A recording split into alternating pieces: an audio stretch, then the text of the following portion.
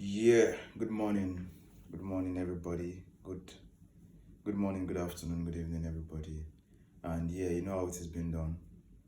Pick the one that works for you and chip it in. That's how it works. And yeah, I won't lie, yesterday's video was uploaded this morning again. But before I start, well, yeah, it is up already, and I will make sure I upload this one immediately after doing it. So it won't be like yesterday's one that was uploaded after a long while. So, good morning, everybody. Welcome to day 18. We have 12 days to day 30, and Alhamdulillah, Alhamdulillah, Alhamdulillah, Rabbil Alameen. I've been, what would I want to say? I feel I'm making progress, or let me say I've been making progress so far. But in as much as I said I will stop saying actually. Yesterday's video was filled with actually. Like, I listened to the video and that was one of the reasons why I held back for posting it at some point, because I was not sure about it, because the rate at which I was repeating, there was a point where after every sentence I was putting actually. I didn't know when I was saying it. It was after the video I had to like watch it and I was like, okay, this is bad. But I'm working on it. Let me say I will work on it. I'm working on it and I'm trying to actually stop saying that actually too much. Actually is not a bad statement, but it's not a bad word. But the fact that I say it too much is something I'm not comfortable with anymore. I don't know why, but I will try and work on it. So today, before I start, today I want to talk about times when something has been taken from me, like times where my stuffs have been stolen, how my reactions were, and what happened. So those are like the few things I want to like talk about today. And before I start, I want to like mention something. I saw a post. Is it a post? Okay, I saw a post. A friend of mine said anxiety is taking over our life. That was the statement. And it is fine to be anxious about things. It is fine to be having anxiety. Like, it is normal for we humans to have anxiety. The fact that we are human, I feel having anxiety about stuff is one of the things that will make you feel like, okay, you are alive. And most times when we have anxiety about things, I feel we bother about things that are not existing. That's actually what causes the anxiety most times. We bother about problems that are not existing, problems that we create in our head, problems that have passed. Sometimes we bother about things that have even passed.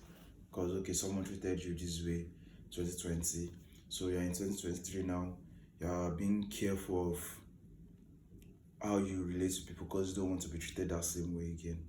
Yeah, I don't know how to put the word, but I feel we get anxious and we have anxiety about things that are yet to come, things that have passed.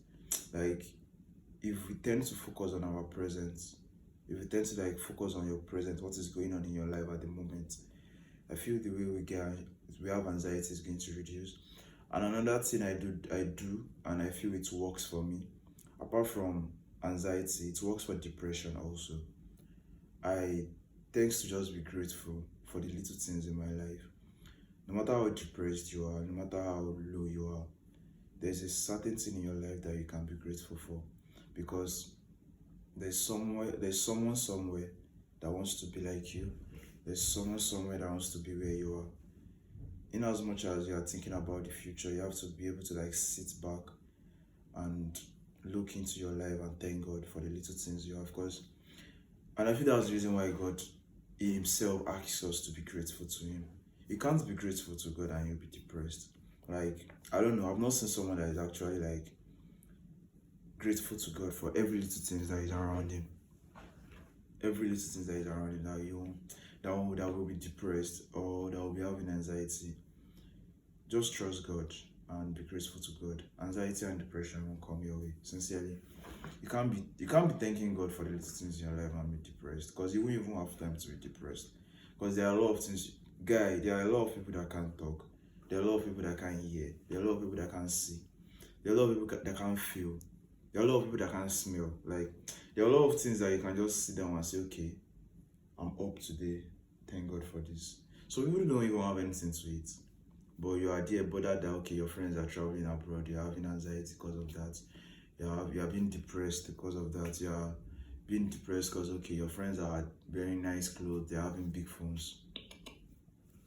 Don't worry. For my to year, just look into your life and thank God for the little things, and you will see progress. Sincerely, when you start thanking God for the little things, you will see progress.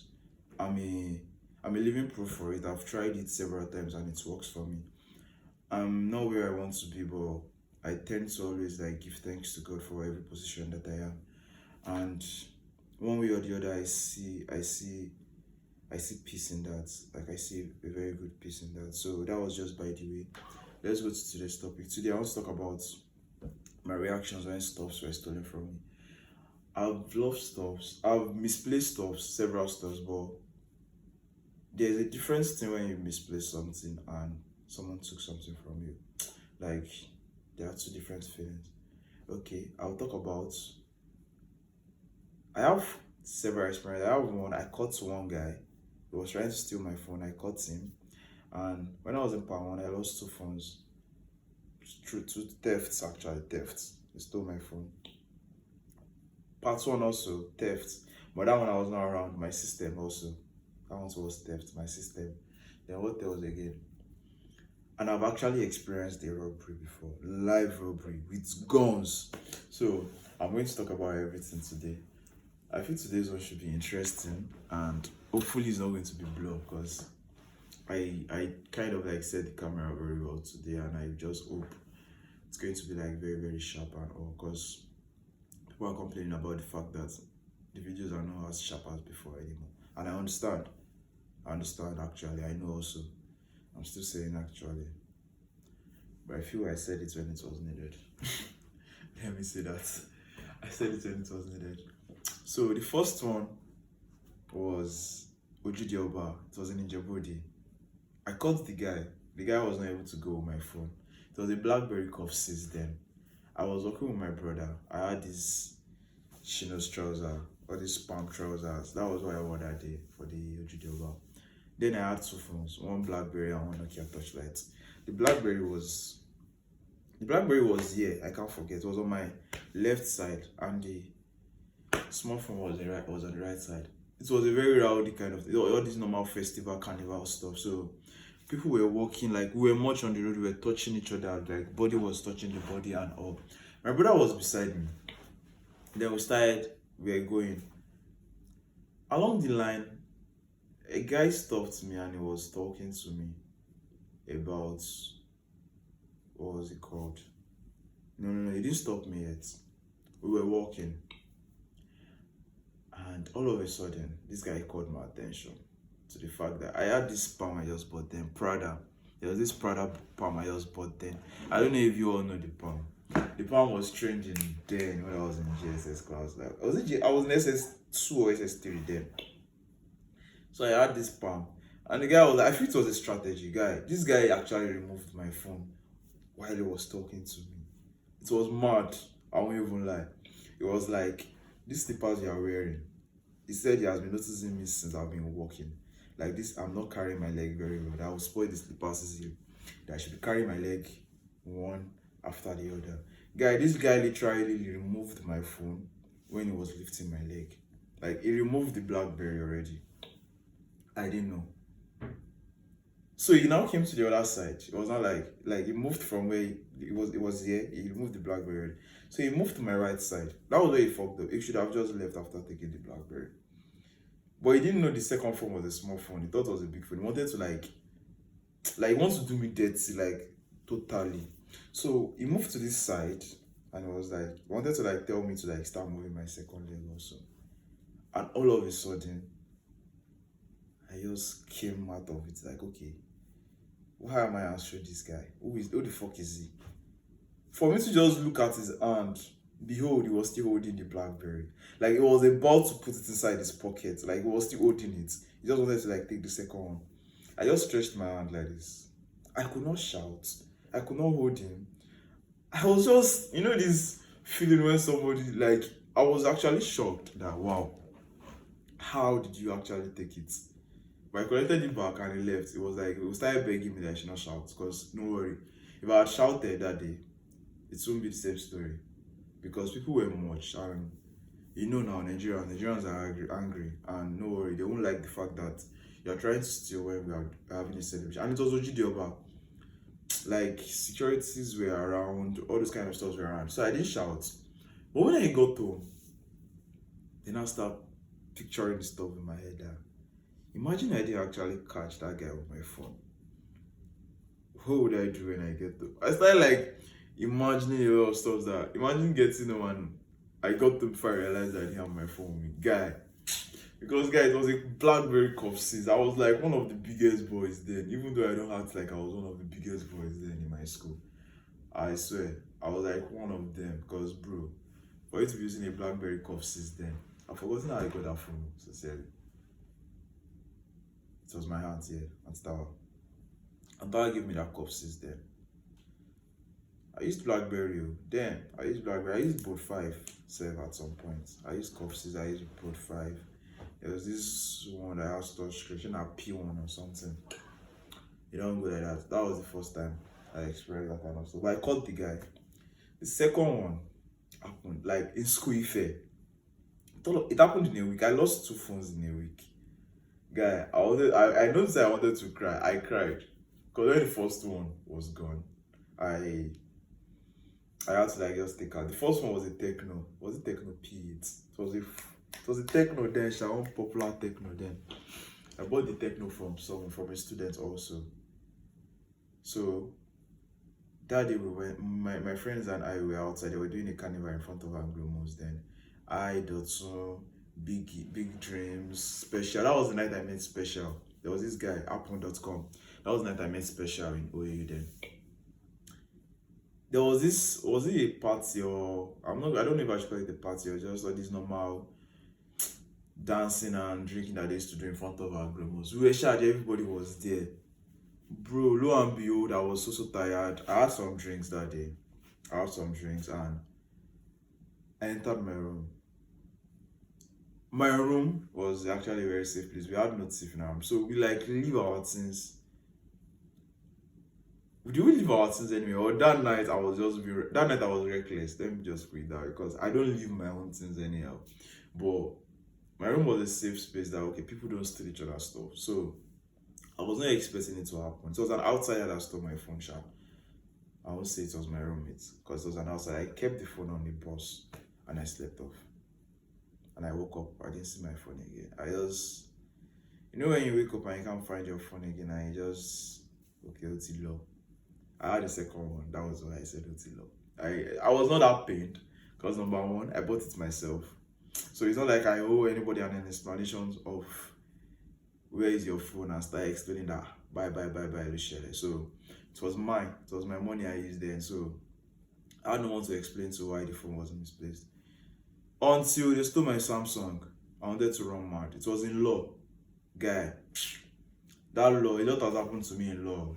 It was law I was laughing yesterday. So I told you guys about the Indomie we had and went to law to go and be laughing. It was law they stole my phone to my Samsung. I went to read new Jeje and Jeje. And I don't read. I can't sleep. Funny enough, my friend Hafiz woke me up when he was leaving. Like, when someone wake you up that, bro, wake up, keep your phone, they fit carry out. Like, I actually dropped the phone on the table and I put my head and I slept off. Guy, as the guy just tell me like this, I just arranged small. I slept off again, guy. And I woke up like 10 minutes after and the phone was gone. Guy, I cried that day because I tried my possible best, started asking people, did they see anybody approach me, blah, blah, blah. I could not find my phone. I lost 2 phones that week and that made me start thinking bad. That made me start all this normal thinking that people were saying, I won't share me. I bet some people are doing you. Because sincerely, I started thinking bad. And I didn't think too far. Not until my system 2 was gone. It was not the same week, but inside the same month. And it all happened in part 1. I lost 2 phones and the system. The system, they robbed my friend. That was actually how that one was gone. And the crazy thing was, my friends could not call me and tell me how far they robbed them, and my system was gone. Because the guys that went to do that robbery planned it very well. They did the robbery March 31st stroke April 1st. So, April 1st, people were literally like creating alerts, like shouting, like messaging people outside in their group chats, in WhatsApp groups. People were literally messaging their friends from the hostel. The thing happened in cooperative then. People were literally messaging people. Cooperative residents were messaging people that were staying outside cooperative, messaging school security at some point. And most people they were messaging were thinking it was April Fool, because it happened April 1st.